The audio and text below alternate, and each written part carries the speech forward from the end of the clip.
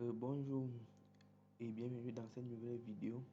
Aujourd'hui, nous allons aborder la configuration initiale de votre routeur MikroTik.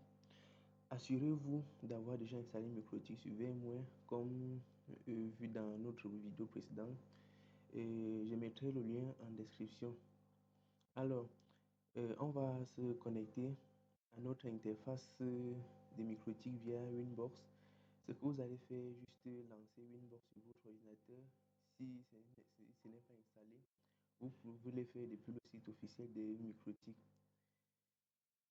Une fois lancé Winbox, comme vous pouvez constater, on a le champ Connect to. Il faut l'adresse IP ou bien l'adresse MAC du routeur MikroTik.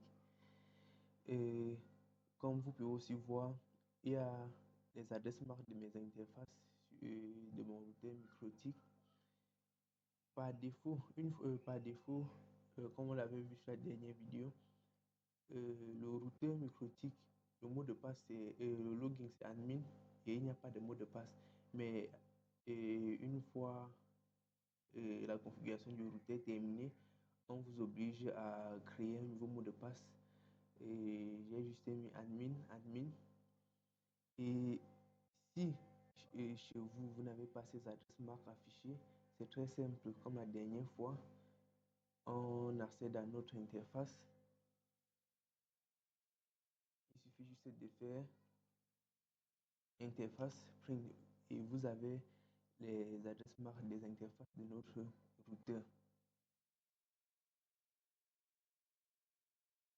Donc, on va juste se connecter.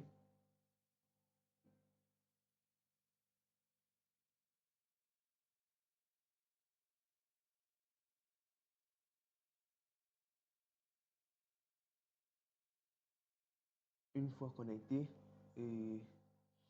voici l'interface de notre routeur MikroTik. Ce qu'on va faire aujourd'hui, c'est juste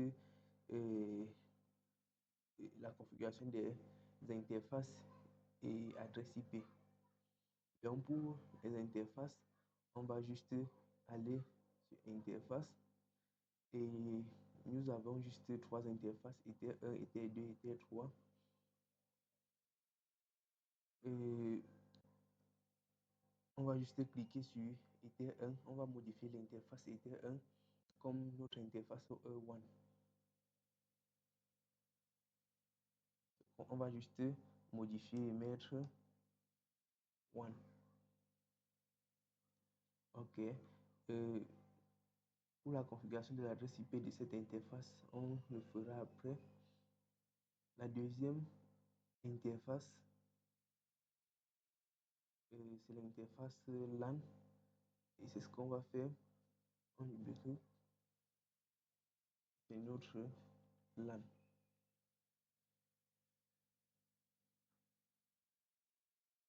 Et pour configurer l'adresse IP statique, il suffit juste d'aller sur l'onglet adresse IP et ajouter l'adresse IP, soit de notre FAI ou de notre réseau local.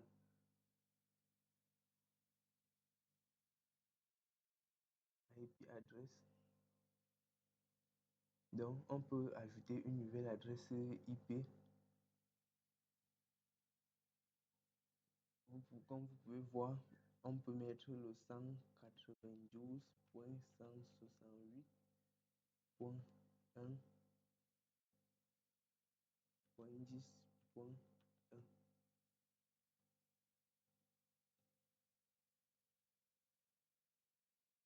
Et le réseau, c'est le 192.168.10.1. On sélectionne l'interface et ça c'est notre réseau LAN. On peut aussi, à nous de voir, ça dépend de nos exigences. Donc c'est l'interface LAN ici. Ok.